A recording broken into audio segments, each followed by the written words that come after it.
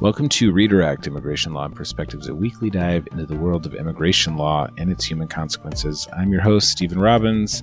This week, Matthew Archambault and I, he's my co-host, fellow immigration attorney from Philadelphia, we're joined by Jenn Budd. She's a former Border Patrol agent. She talks to us about her experience. Now, she worked for Border Patrol from about 95 to 2001, so it's been a while, but her experience is really pretty interesting, and she's an activist who stays involved in fighting for immigrant rights. We were happy to have her on to talk about the border and border issues sort of broadly. You know, it's this thing we're supposed to be afraid of, and you can't be a country without borders and all these sorts of things. And it's definitely worth your time to stop and listen to somebody who actually worked down there and who understands the issues on the border. If you like this show, which obviously you do, you should become a patron at patreon.com/redirect, donate a few dollars, and help us take more pro bono cases. We would love for you to do that. For our patrons, we also do a semi-regular patrons-only chat. We'll be doing that next Friday, so you can check the patreon.com/redirect, and find out the date and the time for that patrons-only chat. It's a good opportunity for you to ask us questions, to get to know us, to clear things up, or make requests for the show, and it's a good time. So patreon.com/redirect. You can subscribe at all the places, leave reviews, say nice things, and enjoy the show.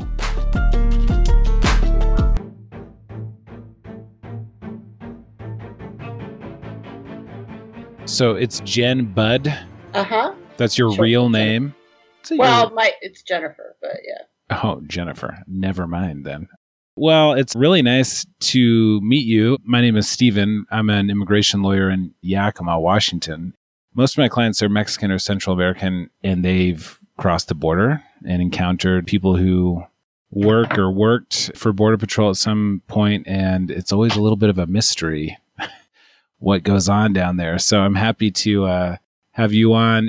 Tell us a little bit about your backstory and who you are. Well, I am originally from Alabama. After college, I decided that I didn't want to go to law school and wanted to work for a little bit and pay off some student loans. And somebody had mentioned that the Border Patrol was hiring. I think a lot of people think that being from the South and being that I was in the Border Patrol, I probably lean more towards the conservative side or have maybe more of a racist tendency, but I was actually raised in a liberal household, and my law studies were more based in civil rights, like the 1960s movement that went on. And I didn't really know anything about anything that was going on the border or immigration. So I graduated in December of 93. I was raised in Alabama in the 70s and 80s and early 90s. I was fairly young at the time, 93. I don't remember... I'm sure there were stories about immigration, and I remember Clinton talking about it a little bit, but in 93, when you hear about this type of a job, what was your understanding of what was going on at the time at the border? What they had told me was that there's a lot of people bringing narcotics in or people trying to bring in counterfeit goods and stuff. And so my thought was that I had been to Europe before, so I had experience with customs and things like that. And then they said, no, this is in between the ports. And I was like, okay. But there wasn't really any talk that there were people coming across trying to find a job or people who were escaping the cartels or anything like that. In fact, my first arrest when it was a family, and I was just blown away by the fact that they didn't have any drugs or anything. So they were kind of tight-lipped about what was really going on. The people that were in my class that were from the southwest border, like California and Texas and stuff, they obviously knew. But I honestly didn't have any idea that families were crossing the border because their lives were in danger or because they couldn't provide for their families. That was something that I kind of had to learn on the job. So Right. And I think we're joined now maybe by my co-host, Matthew. Matthew, are you there? I am here. He said he couldn't do it at 12, and then he jumped on the call at 11:58, so that's weird. Okay. No, so I'd asked, do you mean noon my time or your time? And you just ignored me. Oh. Because I told you I had a appointment at 10:30. So I thought you would have put it together. But it's lack of communication. You probably find that with CBP, right? Lack of communication. But It happens here in the podcast world too. Right. So how long were you with the Border Patrol? I resigned almost 6 years to the day, like maybe less than a week. I went in June of 1995, less than a year after Operation Gatekeeper started. And then I resigned in June of 2001, so right before 9/11. Okay. Well, that's interesting because we're sort of led to believe that pre 9/11, everything on the southern border was really amicable and people just sort of walked up to the border and walked across and it was no big deal. But that square with your experience with Border Patrol? No, so they had started building the first wall and they started down in San Ysidro. So San Ysidro is basically it's San Diego, but it's the city that butts right up against Tijuana. So they started at the beach building east. And I was stationed in Campo, which is the furthest station east of San Diego County up in the mountains and stuff. So when I first got there wasn't a fence and I could drive down the border road and see literally hundreds and hundreds of people had crossed, during the night, and there would be 4 people on duty, So it was pretty easy for people to get across, at least in the mountains at that time. Mm-hmm. People would just drive van loads full of drugs just right on down the roads, and there just wasn't enough people to stop it. If you look at the numbers that we had in 1995, when I got in, we had less than 5,000 agents. And for 1995 fiscal year, they had, I want to say, 1.3 million apprehensions. In 96, we still had less than 5,000 agents, and we had 1.5 million apprehensions. Now they have 20,000 agents, and last year was double what they've normally been having, 800,000. So they have 4 times as many agents, and yet they claim that they don't know what they're doing. It wasn't always amicable, but the people that lived on the border that we shared the property with, because a lot of them didn't have east-west roads, and a lot of them had family on the north side and have been cut off from their family because of this man-made line. And there was that type of civility and that type of environment where we knew who they were, they knew who we were. If they needed help, we helped them, and it wasn't as big of a deal. We knew who was crossing in, who was bringing the drugs in, and who was trying to come in illegally were different than the people who lived there and resided there. So it was a little bit different than before when the wall came up. What did the wall change exactly? Because, what you're describing, yeah, there were people coming to work and stuff, but if you could just literally drive a van of drugs across a border in the middle of the night and not get caught, some people might have concerns about that. How did the wall help or not help? I think people don't understand how desolate most of the border is. There aren't roads everywhere, and there are a few places where you can drive vehicles, whether you're talking about driving from Mexico north and accessing the border via a dirt road in between the ports, or from the north side south to the border. And I'd always thought that if we could at least put barriers there so then giant vehicles aren't coming through, that seemed to make sense to me. But to build an actual wall where we couldn't see people on the south side and we could no longer talk to our neighbors on the south side, who, believe it or not, a lot of times gave us a lot of intel on what was going on with the drug smuggling and everything. It created this us or them. For example, our nearest port of entry was Tecate. And sometimes I would be stationed down there, assigned down there, and the kids in the afternoon from Mexico would want to come and swim in the pond, which was on our side.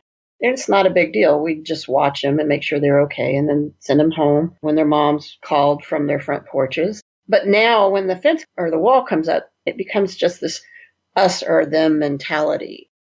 I never even got rocked until the wall went up.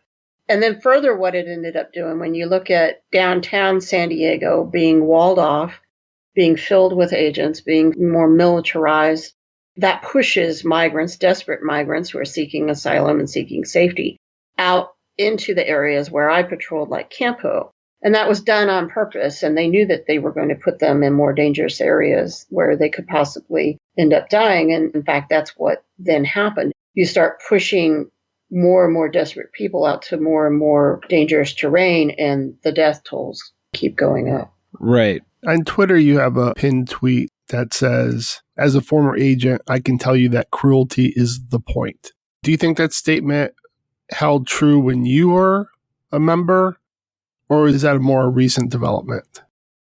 I always say that my point is not to try and say that when I was an agent, there wasn't racism and there wasn't misogyny and that the Border Patrol did not have its corruption problems. It did.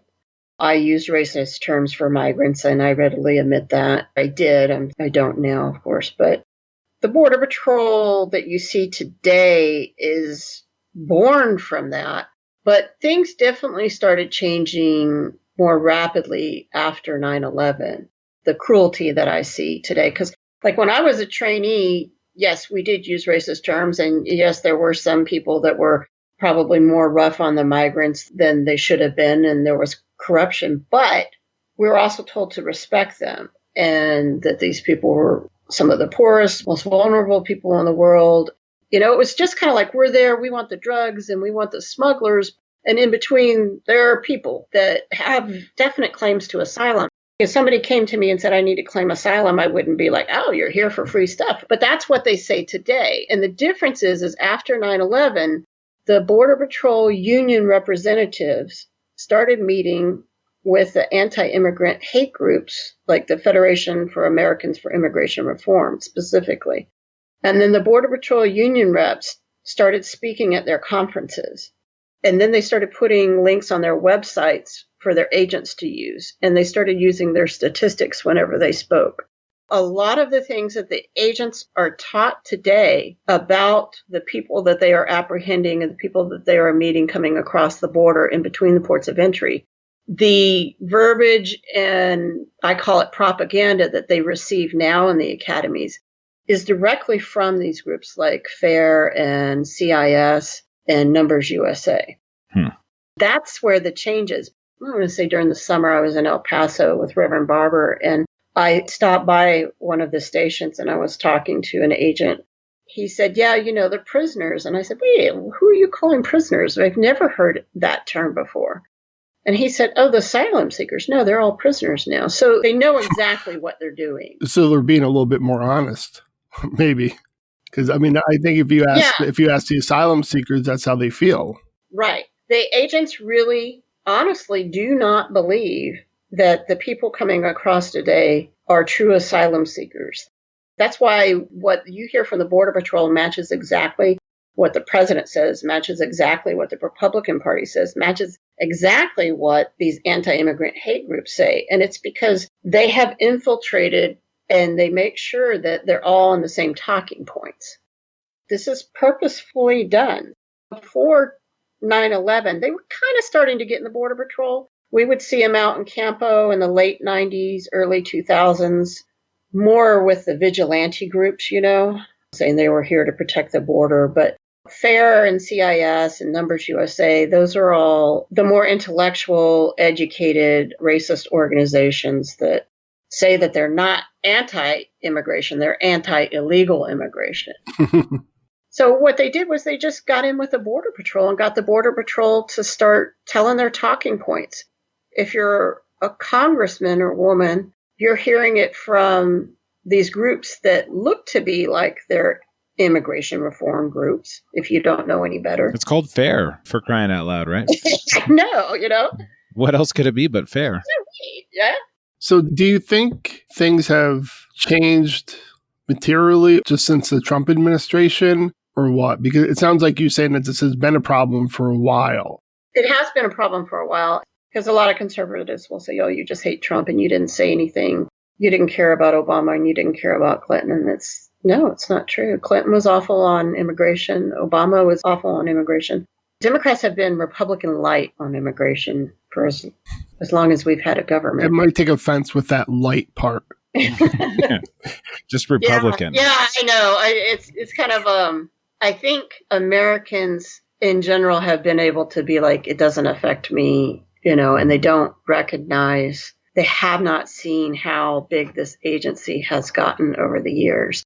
I think the big advent that I see that has occurred with Trump is that he's just using the fact that he has authority under the executive to change a lot of policies. And I think most Americans don't realize how much authority the executive branch has in regards to immigration. They assume that it's mostly done just through the legislature. Most people think immigration courts are the same as our courts under the judiciary. They don't realize it's a separate system.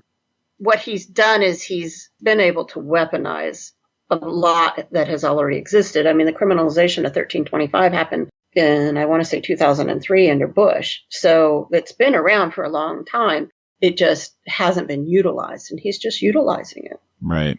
He's also utilizing the fact that there are not specific laws or policies in many areas. Like, okay, we're going to criminalize 1325 and we're going to have zero tolerance and we're going to separate families. Right.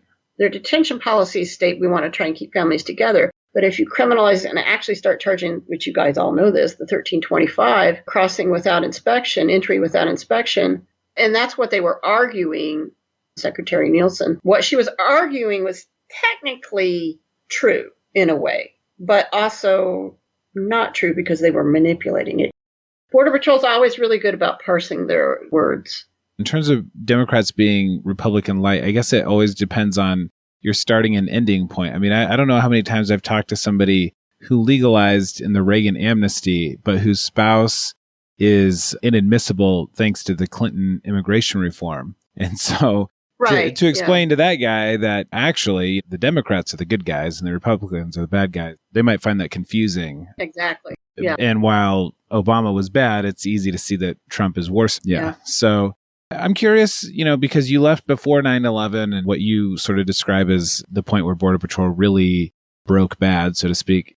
What was your own breaking point? Because you were, 6 years into a nice little career. What was it about Border Patrol or that job that caused you to leave?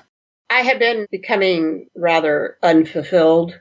I think, when it was really busy when I was first in and you don't understand a lot, and it takes a while to learn the system and understand what you're doing every day in the field, what it means in the overall connotation of immigration and how you're contributing to it and what's being built. I would do details like sector prosecutions, and so I would get out of the field for a while and get around more people and have the opportunity to read more and start realizing that when we say, the wall doesn't kill people, just don't cross out there. Well, that's another parsing of the concept. I mean, that's just not true. So my views started to change, and I started to realize that I wasn't living my core values and what I had been educated in and how I had been raised. And I started to see the racism, and I started to understand it more. I would have moments off and on in the field. A migrant would point out that, we don't treat Canadians like this on the northern border, and run through the night in the mountains hunting them down. And why don't we have a workers program? Which I never kind of understood why we didn't have a workers program. So I was kind of looking for more of a permanent detail out of the field, which I think is what a lot of agents who have issues end up doing. Maybe they like shooting, so they go become a shooting instructor for the last 5 years of their career or something like that. I ended up at San Diego Sector Intelligence headquarters. So San Diego Sector has at the time, I think they had 7 or 8 stations. And there was only probably no more than 10 of us selected to be intelligence officers at the sector level. And I had a background in white-collar crime and investigations from my internship at college with the district attorney's office. I knew how to conduct investigations. So I had known about, not necessarily a rumor, some of it was intel, some of it was rumor, but I had enough intel that it was true, that the boss of my station in Campo was the one organizing the drug smuggling into San Diego County. One of the ways I knew that was from doing narcotics details with DEA agents, so that was solid info. Well, that seems, I'm just going to interrupt you, that seems impossible because we all know that drugs are smuggled in by dreamers in backpacks full of marijuana. So this story is completely out of left field. I know, yeah. So it also had to be true because Campo has an I-8 checkpoint, plus we have the field as well on the border. 32 miles of border at the time. It's smaller now, but at the time we had 32 miles. We knew that a lot of drugs were coming through, and we knew that he was organizing our operations in a manner that would allow drug smugglers to know where we are consistently. So what he would do every shift change, is he would tell us you can only use a certain road to go down to this one area that was known for most of the drug smuggling my entire career. And when we were going down there, we had to notify the agents from the prior shift over the radio, which was open and anybody could hear us, what our location was. And so we knew that every shift they were running drugs up the dirt roads in between where we weren't allowed to go down. And he's like, well, this is just for safety. All the older agents were like, Mm-hmm. And he's also the guy, head of the station, is the guy who's selecting the canines who work at the checkpoint. And he's also selecting the agents who work at the checkpoint. And we're like, mm-hmm. And it was always the agents that everybody was like, mm-hmm. Did he select like the bad canines? Like the ones who like failed school? Well, it wasn't so much the canine itself. It was the handler. They're all just like wiener dogs.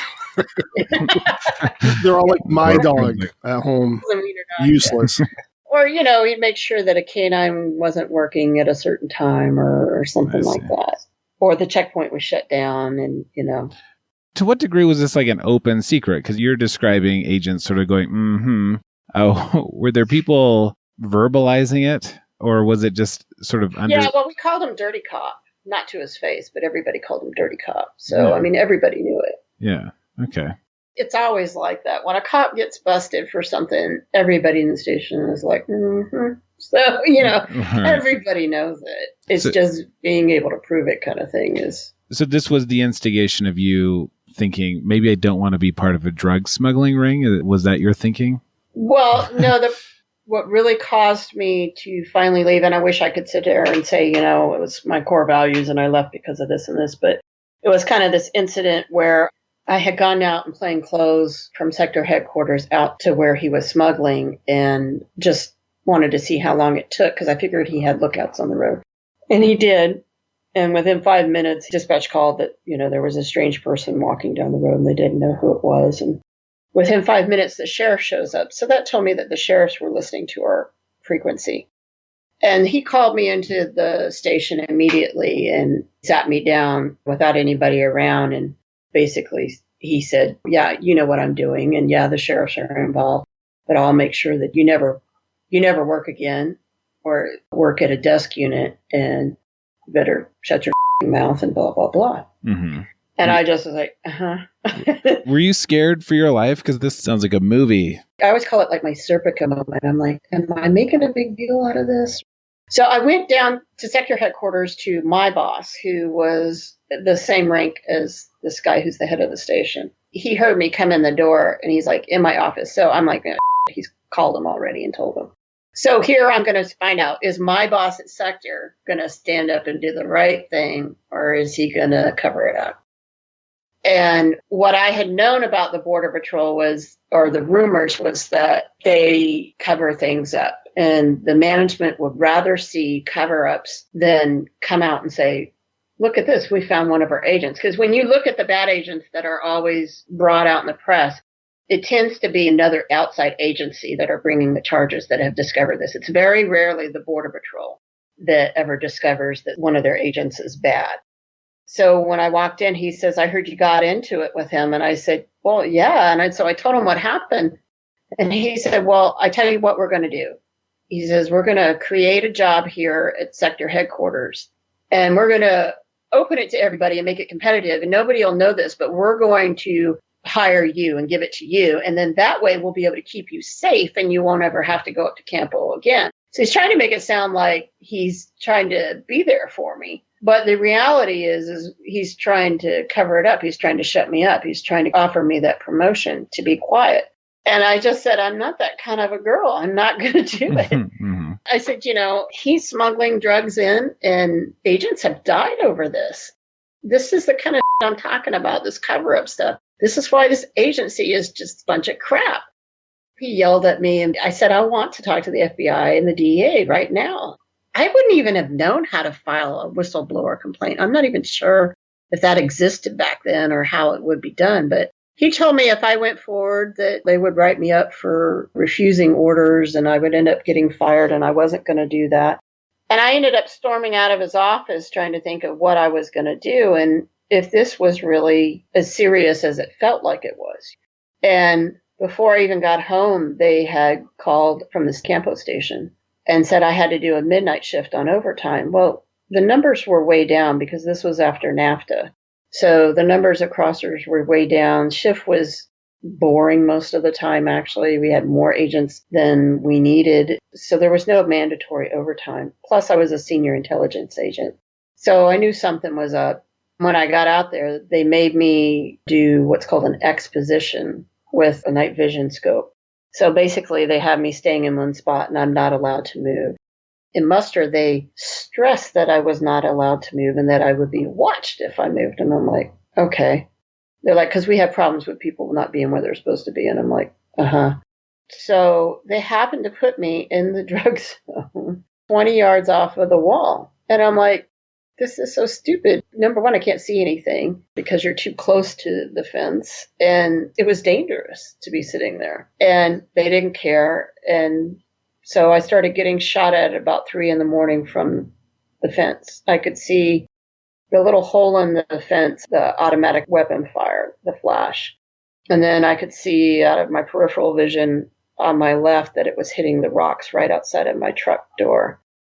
This is back in the day before they allowed us to just willy-nilly shoot into Mexico for whatever reason. Plus, there's families that live down there, and I personally, even if they allowed me to shoot down there, I wouldn't have done it because I could have hit somebody that was innocent. And I can't see the person anyhow, right? It's 3 a.m. So I ended up getting my ass out of there and went north probably about 200 or 300 yards, and I knew from the terrain that I was safe. But the whole time I'm calling on the radio, I'm calling the guys in the zone. I'm calling the station radio. I'm calling the supervisors. I'm calling dispatch down in San Diego. And nobody is answering. It's just crickets the entire time. And then I see these headlights coming down the main paved road. And I'm pretty sure it's one of our vehicles. I can tell by the shape of the headlights. But I'm not sure. And I pull my gun and I have my gun aimed right at the person who's coming down the dirt road to where I am. Still nobody's answering the radio. And as the car pulls up, I realize it's a Border Patrol vehicle and unmarked. So I put my gun down under the windowsill so they couldn't see that I had my gun on him. And it was the boss of the station at 3 a.m. in the morning. He said, "Have you learned your lesson?" Oh, my God. And so, I mean, I know it's this absurd story, and it's a story I don't like to tell because it just seems so absurd. It seems absurd to me telling it even now. It seemed absurd at the time. But that was my choice. It was either take my promotion. And the moment I take my promotion, then I'm one of them. Then they now have something they can use against me. Right. So you're saying it was a hostile work environment, it sounds like. Yeah, slightly. But I went home that night and I told my partner, I was like, yeah, I'm going to freaking die out there. And nobody cares. You know, we're not making a difference. And we're not protecting people. And especially if the boss of the station is bringing the drugs into the country, then really what is it all for? You know, I mean, Right. I could sometimes convince myself that, yes, I was doing good. That's the reason why I went to Intel, because I'm doing good because I'm going after drug smugglers. Or I'm going after, you know, the actual smugglers of people. And I'm not arresting mom and dad who are coming across. And even when I'm trying to do that, it's still going nowhere. There's just no point. And I just said, I cannot do this anymore. But, well, at least CBP has become a lot more accountable since you left, right? Is that, or am I misreading that? Now they're allowed to shoot into Mexico and get away with it. So things have progressed. Yeah. Things have changed. Well, yeah, like Anastasio Hernandez Rojas case is just a bizarre example of what the Border Patrol is allowed to get away with. I look at that case and I read about that case all the time, and I just cannot believe the things that they get away with. It's just amazing. This is the case, I think, that's going before the Supreme Court now, right? Where the agent had a rock thrown at him and he shot and killed a child in Mexico. Is that the case you're talking about, or is it a different tragedy? That's Jose Elena. Anastasio Hernandez Rojas was a guy in 2010 who was beaten to death and murdered down here in San Isidro. And there's video of it on YouTube and everything, of like 20 agents standing around him, and they never did anything about it. Not an agent so much as took a day off from it. Whatever doubts I might have had about leaving the agency and ending up working sweeping floors for minimum wage after that and how hard that was, I think I've definitely learned from watching them all these years and talking to old agents and seeing what has happened definitely after 9/11 and once CBP was brought together. I definitely feel happy and proud that I made the right decision. What do you say to people who say you're an old timer, you haven't been around a long time, and what do you know about the situation now? I mean, how do you stay plugged into the situation on the ground? It's just like anybody else who speaks about the Border Patrol or immigration law is I understand what they mean when they say things. I understand when they leave things out of their press releases and why they leave them out of their press releases. It's like when I read articles about the Facebook 1015 group, I understand that in a different way than everybody else does because people look at that meme that they were sharing of Alexandria. Ocasio-Cortez, sorry. AOC. Yeah. People are like, oh, that's just a horrible thing. They're showing, a meme of a cartoon Donald Trump forcing AOC down on him. And wow, that's just terrible. And I'm like, no, that means a lot more. That's a game that Border Patrol agents play in the academy. That's a game called the Game of Smiles, where they drug a female trainee and the instructors get together with the males who are graduating and they sit around a table and they force a female to go down on them, and the first guy who smiles ends up losing the game, and then they rape her. This is what they do in the academy, and they still do it today. And I've been backed up by this by James Tomchek, the former Internal Affairs Commissioner of CBP, came out on Newsweek and said, yep, it's exactly true. Everything she said is exactly true. So in aspects like that, they just keep proving me right over and over again. I mean, do I know the day-to-day paperwork and how they've maybe changed some things? No, I mean, I don't know every single little detail of how they do it, but I know the mentality and I know how they have changed the training and I know what the culture is like. And it's the same as it has always been, except 100 times worse. Right. So should CBP be disbanded? I do believe that we do not need the amount of Border Patrol agents that we have. I don't think we can just sit here and say, maybe Bernie wins the presidency and tomorrow he disbands it. I just don't see how that's going to happen. But I think there has to be a change from the very top of the organization and where they bring in professional law enforcement officers that are not part of the group, because the only agents that get promoted in CBP and Border Patrol and ICE are the ones that are willing to play the game and shut up and do the cover-ups and belong to 1015 groups, just like Chief Carla Provost belonged to the 1015 group and didn't have a problem with it till she was busted, just like the union reps were members of it as well. So I think that you have to get outside people, and then I think you have to do a purge. I think you have to do a real purge, and I think that much of their authority needs to be taken away. And I also think that the level that we have Border Patrol at now at 20,000, when they're getting less than 1 million apprehensions a year, is overkill. They have never once produced a terrorist conviction off of the southern border. So this argument that they're saving us from terrorists has not been proven once to be true. But they have found prayer rugs. Yeah. Good old prayer rugs. Yeah. And a Ukrainian, right? Wasn't it a Ukrainian? Yeah, they found a Ukrainian. We used to make fun of this interview with Rick Perry. Rick Perry did an interview in, must have been 2016. They asked him, what about terrorists? You finding a lot of terrorists? And he says, yeah, we found a couple of Ukrainians. Not only has there not been a conviction, but there's a real stretch for just any type of foreign national. And there was zero chance at the time that Rick Perry knew where Ukraine was. So, yeah, just now, right? Maybe. Well, I mean, it's probably 50-50 now. Just because he's been there doesn't mean he knows a little bit better chance. He wears glasses now, so he's smarter. People who love the Border Patrol and are Border Patrol fanatics say, oh, but they say they've caught thousands. And I'm like, if they even caught one, they would be on TV all day, constantly going, look what we found, look what we found. Right. And they haven't. And it's one of the things that I left is that the people I worked with were committing more crimes on a daily basis than the people that I arrested. We have to change it. I always say that, we've known for decades now that the demographics of people crossing the border have been changing. From people, your typical single Mexican male or Mexican family looking for work intending to go back south when the seasons turn, to now we see people coming mostly for asylum reasons, and they have credible fear.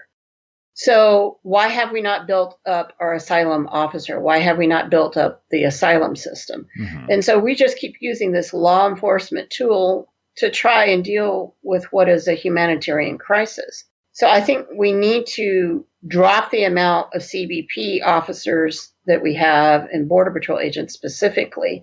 And we need to start spending money on our asylum processes and have actual asylum officers instead of Border Patrol officers pretending like they know what they're doing in asylum law, because there's like literally nobody in the immigration services that knows so little immigration law as a Border Patrol agent.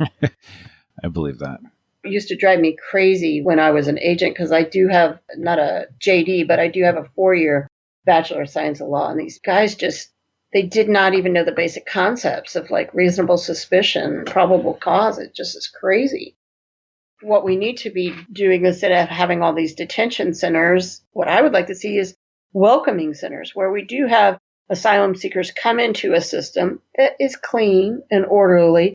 And we do the checks to make sure, we know who's coming into our country and that they're not wanted for a crime somewhere or whatever. And then wherever they end up going, there's also welcome centers instead of detention centers, instead of these little podunk towns in Louisiana that their entire economy is based off of detentions. We could have it be more welcoming centers where instead of being hired to be a detention officer, they're hired to teach somebody English, or they're hired to help people get employment. I think it's a real possibility, and I think that that's what we need to do. I don't necessarily know that we can ever get away with having open borders and no law enforcement on our border, but definitely we need to have a purge and have a cleanup of our Border Patrol and our CBP.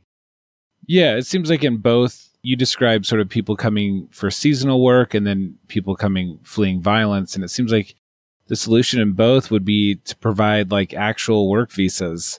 You could solve both of those problems if people could come, because the reality is in both situations, they're coming and they're getting work and they're maintaining work. And to put Border Patrol as this weird sort of arbitrary filter in between the workers and the employers seems really weird, right? Well, yeah. I mean, you know how it is. You know that they are not going to go, ICE or Border Patrol, are not going to go onto anybody's property unless that person has called because they're tired of dealing with these employees or they don't want to pay them. So they use the Border Patrol to get rid of problem employees. I mean, that's the way it's always been done. Maybe they're trying to organize or they're trying to get health insurance or something or get better pay. Well, time to call in the migra. Right. and make an example out of them. But there's actually a lot more money to be made doing it the other way. And then we could also fix our infrastructure and increase our economy way more than what we're doing now with these detentions and stuff. Yeah. So what are you up to these days? I mean, you're pretty active on Twitter. And what are you doing in terms of your activism? Though I don't get as much time down there as I want to, I'm still volunteering at the Rapid Response Shelter here in San Diego, and I still go down to Mexico and work with the deported vets and other shelters down there. I work locally with Southern Borders Community Coalition on policy and trying to get congressmen and women, especially Democrats, to lead on immigration instead of ceding the argument on immigration. They need to quit being afraid to say that they're pro-immigrant and why they're pro-immigrant. And I think that they need to have a plan, which is what we're trying to develop for what it would look like to have an actual immigration system that was more fair and more just. And I obviously try and call out the Border Patrol every chance I get. One of the things that we're seeing here in San Diego is that family separation has not ended. What we're seeing is many families are being separated through the MPP program, where agents, mostly CBP, are taking people who are coming in and applying for asylum, sending the parents back through MPP, and then taking the kids away and saying that the kids are unaccompanied. What? I guess this gets to the pinned tweet that Matthew mentioned earlier, but what is the given reason for doing something like that? What would the stated purpose be? because they're not sure if the kids belong to the parents or something like that? Or Yeah, because they believe that a lot of them are fake families. Like the Border Patrol keeps putting out information through a lot of their little racist mags like Daily Caller and Washington Examiner and stuff that, oh, the Border Patrol has found over 3,000 families. It's a ridiculous number that have been fake families. But that's not actually true. When you look at the actual number that they have legitimately found, it's not actually true. And most of the time, it's somebody claiming to be under 18 when they're really over 18. So it's not necessarily a fake family. But what we have seen, and I have talked to some people that are in the MPP program down in Tijuana, who said, I brought my son's birth certificate with me. And they said, well, we don't recognize this from other countries. And the agent tore it up right in front of me and took my son and put me back through MPP. Yeah, one of these shows we have to do a really deep dive into MPP, but me and Steven have been trying to be a little bit more positive. And MPP might be, when we talk about family separation as being horrific, I think MPP might be one of the most horrific things this country has done since the Japanese internment as far as what we do on our shores. What we do on other shores is even more horrific, but it's really gross, and it is. I agree.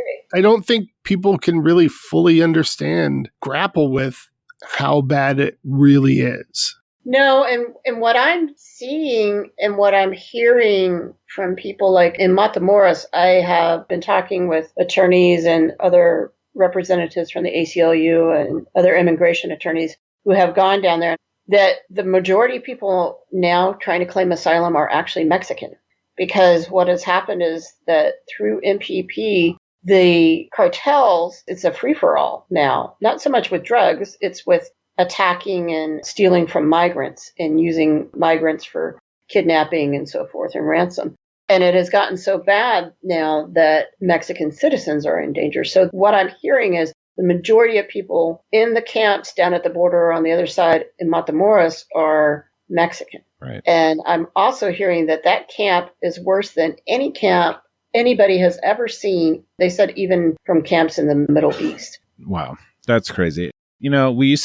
Sometimes we still do in the defensive position when people are applying for withholding or something, they're trying to avoid deportation to Mexico, present social groups of deportees or Mexicans who've been Americanized and face removal to Mexico. And the courts have always been very callous towards that type of argument that, well, no, deportees aren't targeted in Mexico. And it's weird to see our government almost like go out of its way to legitimize this, proposed particular social group. But we're a little bit out of time. Jenn, I wanted to say thank you for coming on and for sharing your story. I think it's so important for people like you to come forward and share their stories and to continue their activism. So we really appreciate it. Yeah, thank you. No, thank you very much. Bye. Interesting stuff. Yeah, that MPP is such a mess. I forgot who it was on Twitter, but they were comparing the Obama Fast and Furious, remember that scandal? Right.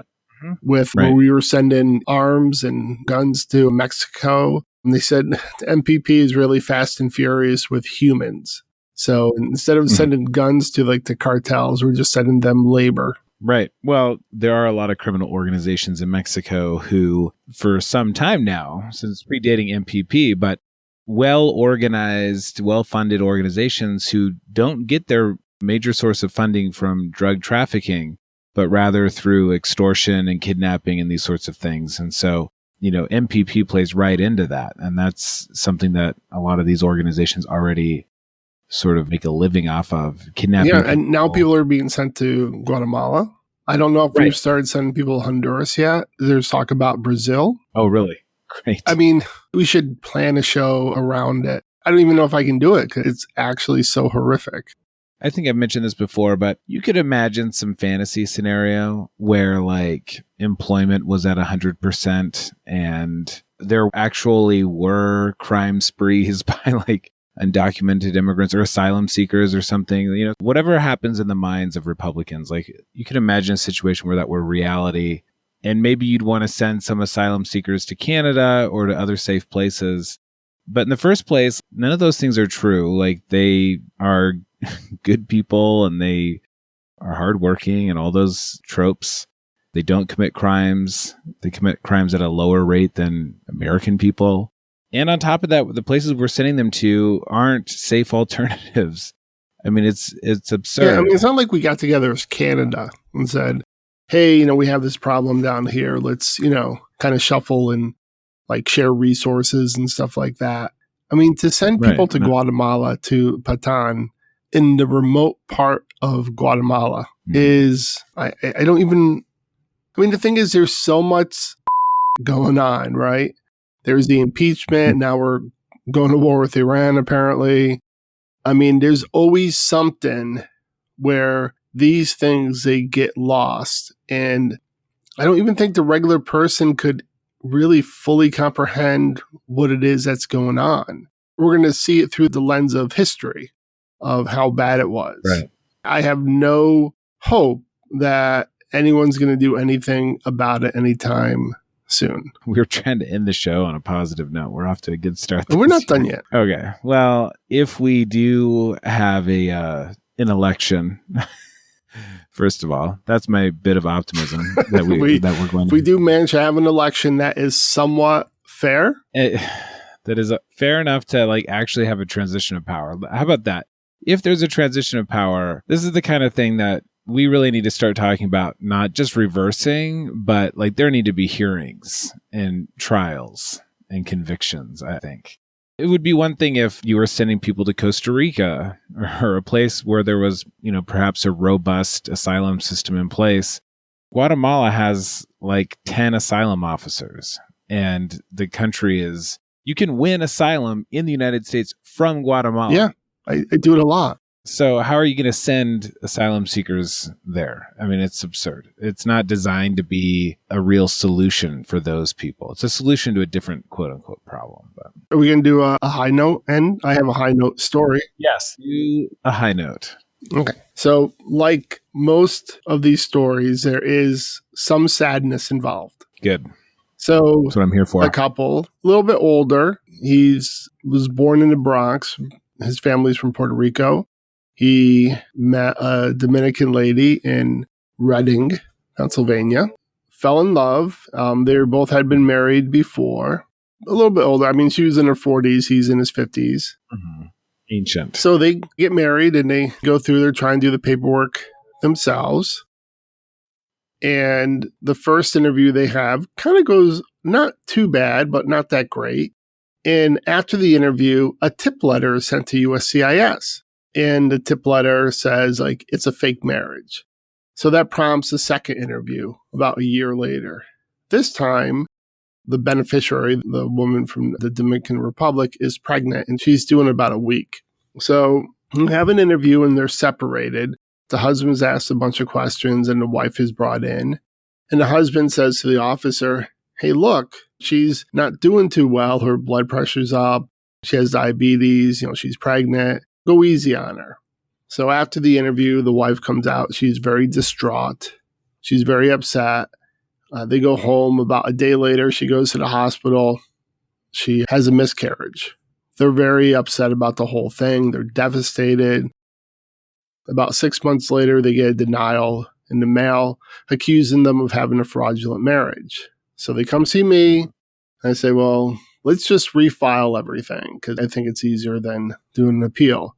So earlier this week, on New Year's Eve, or New Year's Eve day, we had their third interview.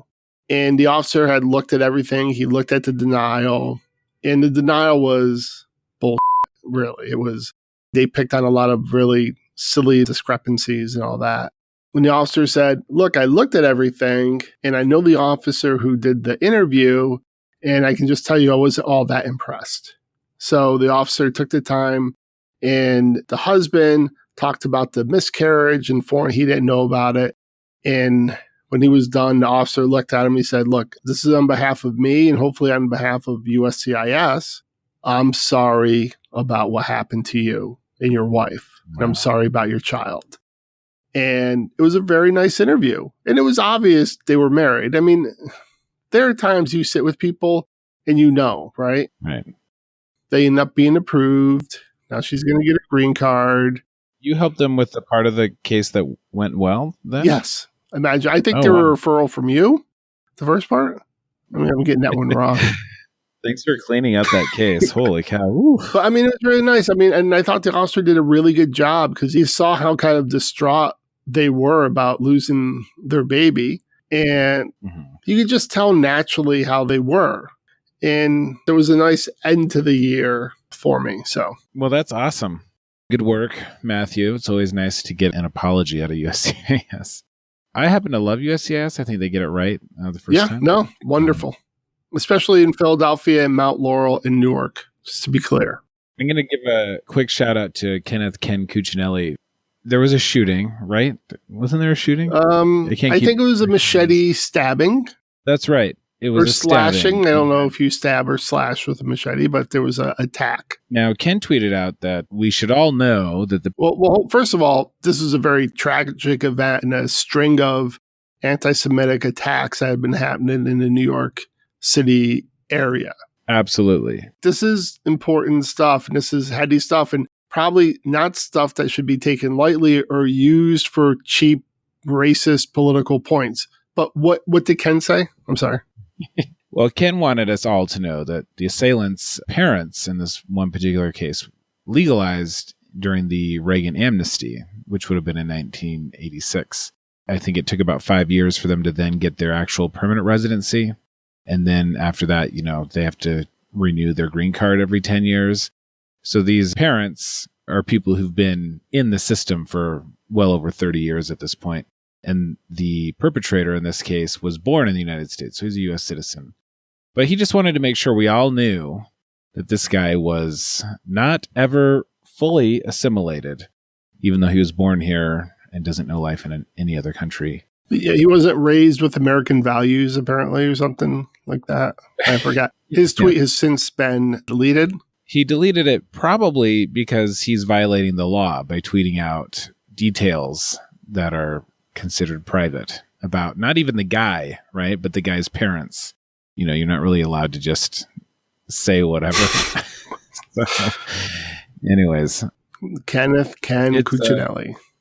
The Cooch. Yeah. Is he back at USCIS? Wasn't he at DHS or ICE or? I thought he was deputy secretary of the acting. Well, he's acting, that's for sure. Is there anything that they can do about that? I mean, it's funny how we have these rules and laws set up and Trump can just completely flout them. Like all these positions that need to be approved by Congress, he just sets them off as acting forever and no one does anything. Right. So what are you going to do for the war? Hunker down. So much for ending on a high point. So something that turned out to be incredibly wrong, but I remember my mom telling me in 2000, it was Bush and Gore, and we were not a very political household, sort of socially conservative. But my mom had this idea that Bush isn't very smart, but he'll be surrounded by his dad's people, experienced politicians and diplomats. And that turned out to be really wrong, right? Well, I mean, Bush not being really smart was correct. I mean, it was a correct analysis. I think what you're saying was wrong, that it would be okay. Right. So he was completely manipulated by all these people. I don't know what was in his heart, and I don't know that it matters, but somehow, without downplaying the degree of that whole disaster, we've got a dumber president with even less competent people around him. As of this recording, they're trying to spin the assassination of this guy as not an act of war, just like a warning shot, like a starting point of a negotiation. That's not how any of this works. All right, we've murdered Mike Pence.